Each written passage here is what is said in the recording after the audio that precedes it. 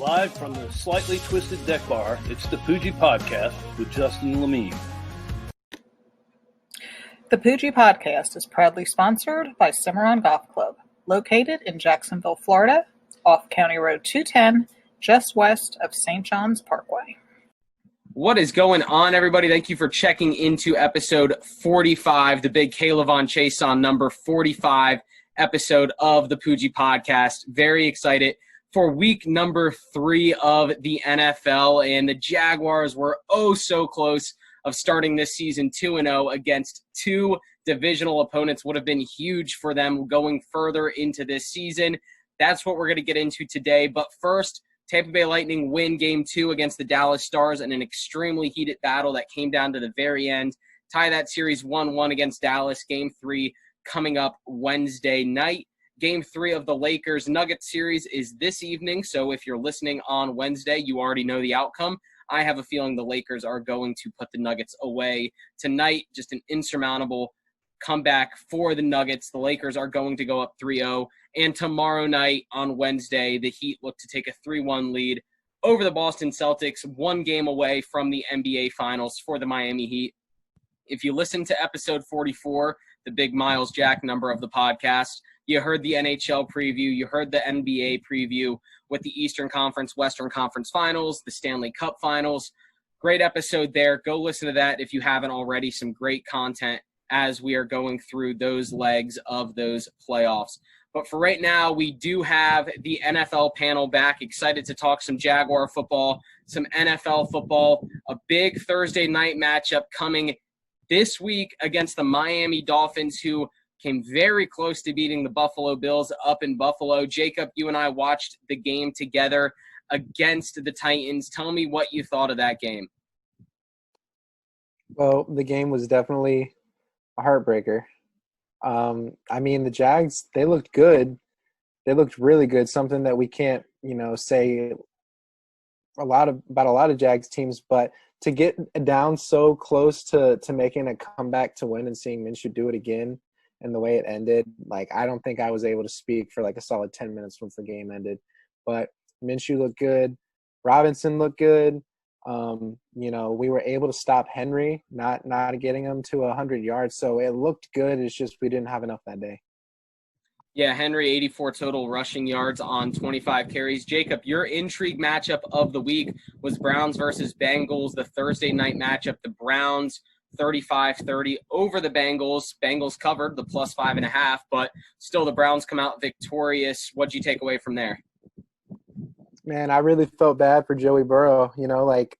I was thinking he might have a shot at his first win, and he was doing what he could to get them back in the game. But the Browns just had that last drive where they were just trying to run clock and just ran right down the field and scored again. And he did what he could to come back and score one more time, but there just wasn't enough time to make a comeback. So I'm excited to see what we see out of Joe Burrow going forward because he looks like the real deal. And, he's showing some promise for sure. 2 heartbreaking losses for him. You had taken the Jags 24-17 over the Titans this week, one of 2 panelists. To take the Jags puts you at 1-1 on the season after the correct week 1 pick. Let's go over to the other panelist that took the Jags, Kyle Verben. I know you weren't here last week. Happy to have you back. You took the Jags to win. Let me see here. 27-24. James Robinson, 2 touchdowns and over 100 yards. Came very close to that. And the score prediction, not that far off. What'd you take away from the game?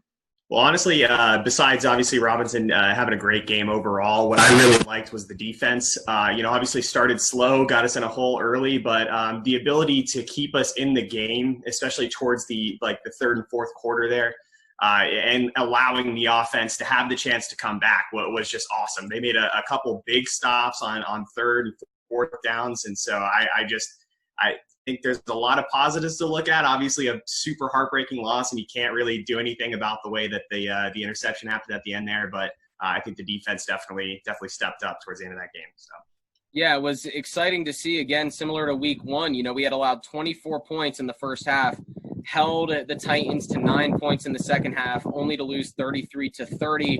Heartbreaking loss. Luke, let's go over to you. Well, first of all, Verben, your prediction or your intrigue matchup was the Chargers versus the Chiefs.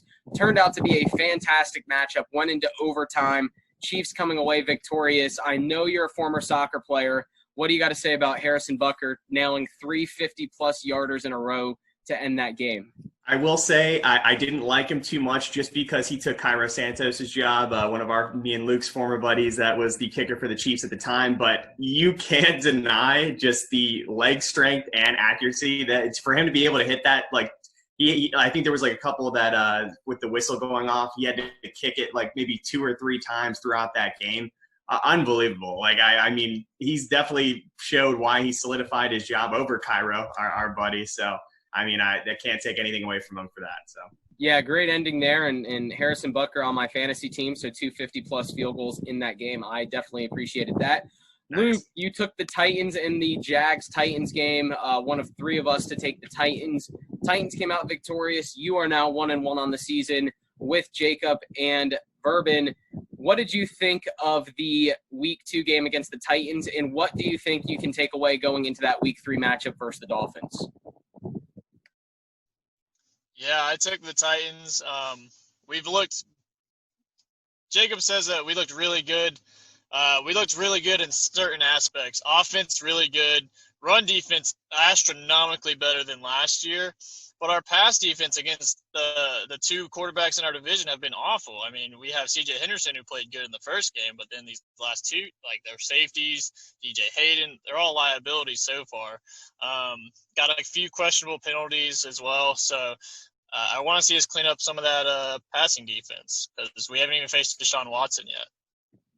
Yeah, no, definitely a good point there. And we play Ryan Fitzmagic coming up on Thursday, and he kind of tore it up against Buffalo himself, losing only by 3 points at Buffalo. So not going to be a cakewalk. As excited as Jaguar fans are, I know Dolphin fans have to kind of be excited what they have going on down there, even though they are currently 0-2. Your intrigue matchup was Texans versus the Ravens. A pretty vanilla matchup there. Ravens pretty much took control of that game, took Deshaun Watson out of the game. Texans start 0-2 this season, which is a good sign for the good guys here in Jacksonville. Fantastic. Yeah, right, exactly. Fantastic, and opportunity to kind of get some more wins here in the coming weeks for Jacksonville. Sam, you also took the Titans. Let's see here. You had 21-20 Titans. This game, taking away from it, obviously was a lot higher scoring than many of us expected. You had Corey Davis scoring a late touchdown in the 4th, Fournette with under 50 yards and benched moving forward. I think the opposite's happening there in Tampa Bay. I think he maybe took control of that job. But what did you take away from the Jags game, and what part of the Jags game are you excited about coming up on Thursday? Yeah, the Jags ended up losing like I predicted, but I think all of us can say that it wasn't really a loss that we expected. I think we kind of saw a closer game, like you're saying.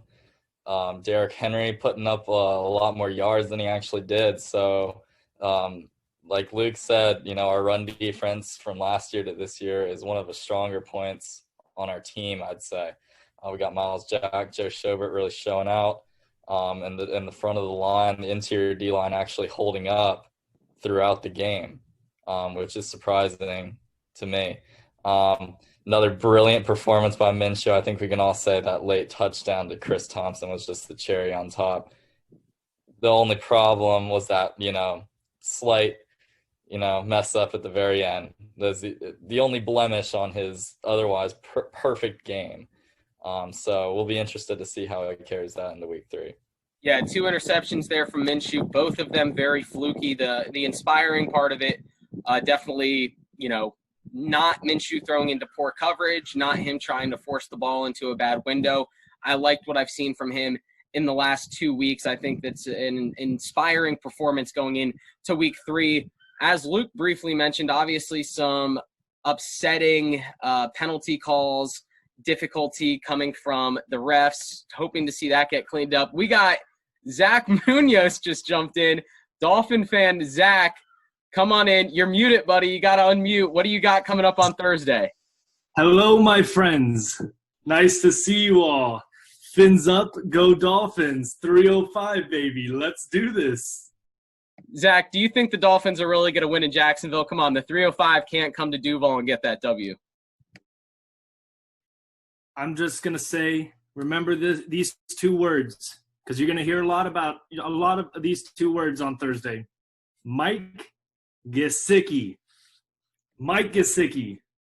The tight end for Miami obviously balled out this last week in Buffalo. Gabe Davis getting the game-winning touchdown up there in Buffalo against your Miami Dolphins. How did that feel? Very bittersweet. Probably one of the more bittersweet moments of my life. Love to see Gabe Davis with that amazing catch. However, it was a big part of the game, and because of it, the Dolphins ended up falling to the Bills. So, well, we're getting into prediction time here for Week 3. While we have you here, thanks for jumping on, first of all. Second of all, what's your prediction for Thursday night, Miami at Jacksonville? Okay, so my prediction for Thursday night's game, like I said, Mike Gesicki, I think, is going to have a big day. I know the Jags haven't been doing too hot with the tight end and covering the tight end department, allowing 99 yards per game to tight ends. Mike Gesicki is on fire right now. I'm predicting the score to be 24-21 Miami. Did not see that one coming at all, did I? Coming from Mr. Miami himself.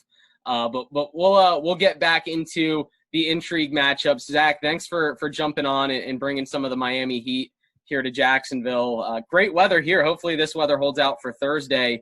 But Jacob, for you, Week 3 intrigue matchup, what do you have going into this Week 3? A good matchup that I'm looking to see, just because I'm curious how it's going to play out, is the Raiders at the Patriots. The Raiders are 2-0 right now. They looked good against the Saints last night. I didn't expect that, and so I need to see if this is for real, because I think the Patriots are a pretty good team. They just played the Seahawks and nearly had an opportunity to beat them. So is this Raiders team for real? I don't know, but they've looked good so far. I'm really curious to see how they play against Cam Newton and Bill Belichick in Foxborough. I had flipped away from that game briefly to finish watching the Lightning game, and when I had flipped away, the Saints defense was absolutely having their way with the Raiders, and the script flipped drastically in the second half.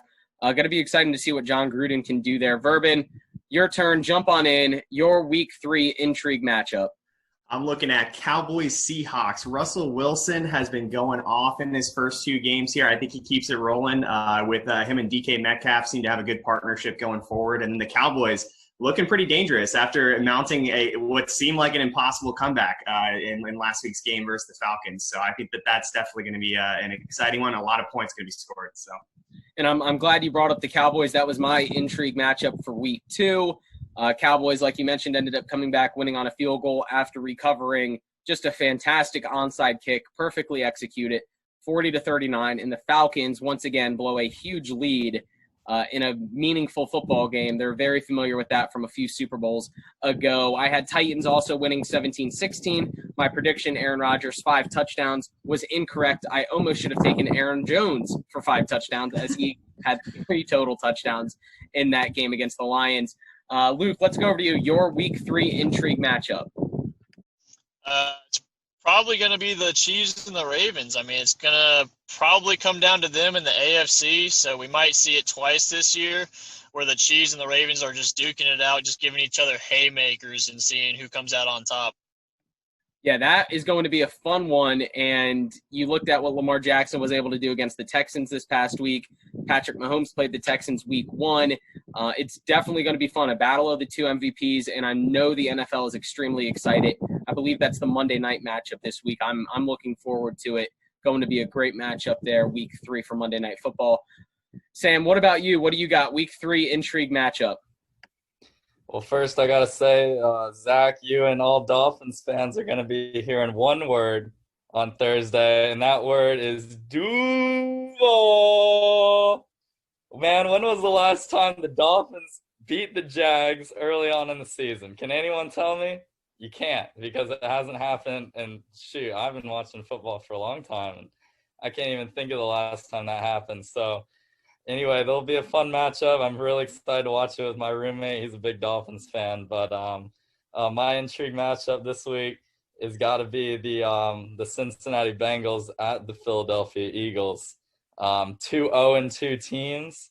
Philadelphia obviously should be winning this game, but their offense ain't looking so hot. So I really want to see Joe Burrow get after that kind of subpar defense, as well as Carson Wentz kind of try to right the ship after hearing all that stuff being talked about him this week. Yeah, I would say the Eagles have to be considered probably the disappointment of the season so far. It's early through 2 weeks. We could see them bounce back, especially if maybe Jalen Hurts comes in at some point to play quarterback. Who knows what could happen from Philadelphia, but going to be an intriguing matchup from two 0-2 teams. 0-2 teams, we talked about the Texans. My intriguing matchup is going to be Texans at Steelers. Steelers 2-0, Texans 0-2. Intrigue for us Jags fans within the division. I don't think I've ever seen a gauntlet like this to start the season. The Texans going against the Chiefs, the Ravens, and now the Steelers. 3 predicted playoff teams, potentially all going to win their divisions or be the first wild card in the Ravens-Steelers situation. That's going to be a tough game, and if the Texans start 0-3, that's going to be demoralizing. I don't know if that's something they can come out of, especially still got to face Minshew Magic here in Jacksonville at some point. Got to see what happens there. So I go Texans at Steelers. Got to look forward to that one. Zach, while you're here, any words for Sam just jumping on you with that Duval? No, none at all. I'm going to let the game speak for itself on Thursday. We're rocking – it's all about the beard this week, not the mustache. It's the beard. Ryan Fitzpatrick, I'm not even sure where you got that nick. Ryan Fitzmagic. It's not Mania Minshew Magic. Fitzmagic. That's what you got to remember. No. All I got to remember is your prediction and it being wrong at the end of the night on Thursday night. That's all I got to remember. So that's all I got to say on that. Let's get to some predictions and hot takes. Jacob, Jags, Dolphins prediction. We already heard Zach's. Are you going to jump on that little Dolphin ship with Zach, or are you going to take the hometown Jags in this Thursday night matchup? Well, I've already taken the Jags twice, and I got to do it again because if I had confidence against the Titans, I definitely have confidence against the Dolphins. Coming in to TI, AA Bank Field, I still think that's hard to say. Here's what I like about the Jags. The Jags offense has looked really good. I think with Jay Gruden calling plays and Minshew now throwing 300 plus yards in a couple games or 3 touchdowns in 3 straight dating back to last season, I think he's going to be on a roll. And where I think this comes down to it is, are we going to see the Fitzmagic that goes off for 3 touchdowns, or are we going to see the Fitzpatrick that throws for 3 picks? And I'm expecting us to win the turnover battle, and because of that, I'm predicting a 31-20 Jaguars home win. All teal, baby. We're going to look good doing it. Duval! 31-20 coming out of Jacob's mouth right before the Duval drops. Kyle Verben, what do you got? Jags, Dolphins. It should be no surprise here. You already know who I'm rocking with, but I do got to say, Zach, I'm sorry, buddy. If the tight end is the most exciting player you're looking forward to this week, I feel very bad for your offense. I think the Jags are going to keep it rolling. I think that we are going to keep it like spread out on the offense. Plenty of people scoring. I think it's going to be a blowout 28-14. Jags are running away with it towards the end of the game. Maybe Miami gets a garbage time touchdown. So 28-14 from Verben, taking shots at the tight end position. A position the Jaguars really haven't had since Mercedes Lewis left about 5 or 6 years ago. So taking shots below the belt there on the tight end position. Luke, come on in with your prediction. What do you got to say? I'm going to take the Jaguars as well. This is going to be a shootout, 31-24, just touchdowns all around. C.J. Henderson coming up with 2 picks on Fitzpatrick, or is it Fitzpatrick? Ryan Fitzpatrick. I like it. It's going to be a pick party here in Jacksonville, according to Luke.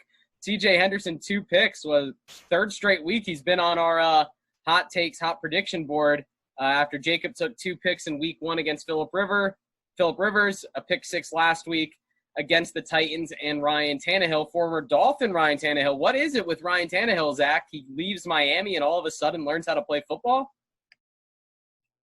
Man, I'll say I was on the Ryan Tannehill train. I was definitely for him when he was on our team. Didn't think he was a problem. He was the game manager that we needed. We just didn't build a team around him. So I'm not even mad about at him. I know the Dolphins it was an Adam Gase problem. Let's put it that way. I understand that, and now the Jets are having the Adam Gase problem. Hopefully Miami bounces back from his poor decisions, similar to the way Jacksonville's trying to do off of Tom Coughlin's poor decisions here in Jacksonville. Sam, last but not least, I need your predictions, your hot take. I got to tell this real quick story. So my boss picked up Le'Veon Bell in fantasy because he believes that once Adam Gase gets fired, Le'Veon Bell is going to go off because the new coach is just going to run the ball straight through him. So I totally understand with the whole Adam Gase thing, and I feel for you, but there's no excuses now. But for this week, all right. I also predict another blowout by the Jags. I'm thinking 28-17. That's the number I was thinking of, 28-17. My hot take is 3 touchdowns by Minshew, continuing his streak, like Jacob was saying, from last year. That's 4 straight games. Franchise record already, continuing that franchise record. And that's it. I love it. I love the Le'Veon Bell story because he is sitting in my IR position in both leagues, and I hadn't thought about that yet. So maybe your manager, your boss, will bring some good juju to his situation on my team as well. I am going to close it out with the Jacksonville Jaguars winning as well. However, I don't think it's going to be as big of a blowout as many believe. I think Ryan Fitzpatrick has that veteran savvy style of play. I think it's going to be 28-27 Jacksonville. Could come down to a late Gardner Minshew drive into the touchdown to win the game. I think this Jaguars offense is built to score points, but I don't think this Jaguars defense is built to stop points. And if Ryan Fitzpatrick and the Dolphins could put up 28 points against the Bills, I'm kind of nervous to see what he can do against the Jaguars that have already shown some leaky spots in the first 2 weeks. We're letting Minshew magic overtake us and forgetting about some of the defensive spots that we're struggling at. So did good against the Titans, held Derrick Henry in check. I'm going to go Jags 28-27. I hate doing the hot takes for the Jags because that makes me nervous. I don't want to jinx it any more than I already might be by picking the Jags. I'm going to go Kyler Murray versus the Detroit Lions for 5 total touchdowns. Jacob's been riding the Kyler Murray train all offseason the first 2 weeks. He's proved to be correct. Kyler Murray showing up and showing out. I think 5 total touchdowns in week 3 against the Lions at home in Arizona. Going to be an exciting game there. Any closing remarks from any of you four or Zach, the Miami Dolphins fan here? Any closing remarks? I forgot my hot take for the week is Joe Burrow finally breaks that winless drought here and throws for 3 touchdowns. So hopefully gets AJ Green involved there. I like it. Joey B with the first win of the season, first win of his career in the NFL. It's a winnable game. Luke and I were looking at the sports book yesterday. Bengals plus 240. There's definitely some value there. Potentially look at that to cash out, win double your money plus some as well. So Bengals plus 240 could be a Poojie special. Anyone else with any? Hot take of the season. Blake Bortles starts a game for the Denver Broncos. Blake Bortles starts a game. The boat returns to the league. I'm excited for it. He has departed from Jacksonville. He's on a plane to Denver and going to be starting a game soon. Who would have thought the underlying storyline? Former Gator quarterback Jeff Driscoll currently has that job because Drew Lock is hurt. Is the UCF quarterback Blake Bortles going to come in and snatch it away from him and show him how those UCF Knights do it at the big league level? We'll see. I like that. A good hot take. Zach, jump on in. I know you were trying to say something. Yeah, no, I just wanted to remind everybody that last time I was on this podcast, I did predict the Miami Heat to take a 2-0 lead over the Celtics. So that's my hot take. The Dolphins winning 24-21. There it is. I'm going 2-0 too. Just like the Heat, I'm going 2-0. And then the Heat sadly lose game 3 for you. I know that wasn't too fun to watch, but a lot of days off here, I guess, trying to catch the Western Conference up to the Eastern Conference. So game 4 for that is going to be tomorrow. Anyways, guys, unless there's anything else from any of you all, thanks for jumping on and doing this. Excited to get this out. Excited to get the picks on Instagram. Got to hold everyone accountable. Right now, Sam and I are the only two left that are undefeated. So got to keep that up. I'd rather be right and pick wrong and pick the Jags than right and not pick them. So that's what I'll leave you with on that. All right. So I guess you're just going to have whatever record the Jags have this year. I'll take it. I'll be the biased one. Unless you change your ways, we'll see. But all right, guys. Well, here's to another Gabe Davis touchdown this week in week 3. I know we'd all love to see it. Thanks for joining, and be sure to stick around for Poojie Parlay presented by Shores Pub Mandarin, which is back open right down the street here on Lasco Road. Love going there, running the pool table, having fun there with one of the best bartenders in the game, Miss Autumn. So thanks, guys, for doing this. Again, thank you to Strings Sports Brewery for bringing you that episode 45, Week 3 NFL preview, Week 2 recap, a gut-wrenching loss for the Jags there. And it's an interesting feeling as Jags fans because we were expecting to potentially be blown out in that game and to come so close to winning a game for the first time since 2013 in Nashville. That's what makes it so difficult, knowing that this team is better than what people were expecting. Even us as Jags fans were expecting. So tough loss. Great recap there. Great preview for week 3. Tomorrow night, Thursday night football here in Jacksonville. Thank you to Zach for jumping on and bringing us some Dolphin love on the episode as well. But in the world of sports, Poojie Parlay picks presented by Shores Pub Mandarin. Game 4 tonight in the NBA. I'm going to have to roll with the Miami Heat. I think I can get them right now -1.5, potentially -1. Might just take the Miami Heat straight up on the money line. I think they're going to go up 3-1 in that series. Last night, the Nuggets versus the Lakers. Nuggets pulled away and did not look back to bring that series to 2-1, making it a respectable series right now. If they can get a second game, make it 2-2, it's a 3-game series after that. Who knows what's going to happen? In the world of hockey, Lightning versus Dallas. Tied 1-1. Game 3 is tonight. Still up in Edmonton. It would be an away game for the Lightning. Dallas playing at home, but it's up in Edmonton, neutral site. Let's see if the Lightning can keep on the pedal and bring some power play magic back into the rink. I hope so. Maybe we'll see Stamkos tonight. I do like what I'm seeing from the Lightning. I will go ahead and take them again, but the way the Dallas Stars really turned things on at the end of Game 2 kind of makes me nervous. I think the safer pick here is going to be to go under 5.5 goals total for the game.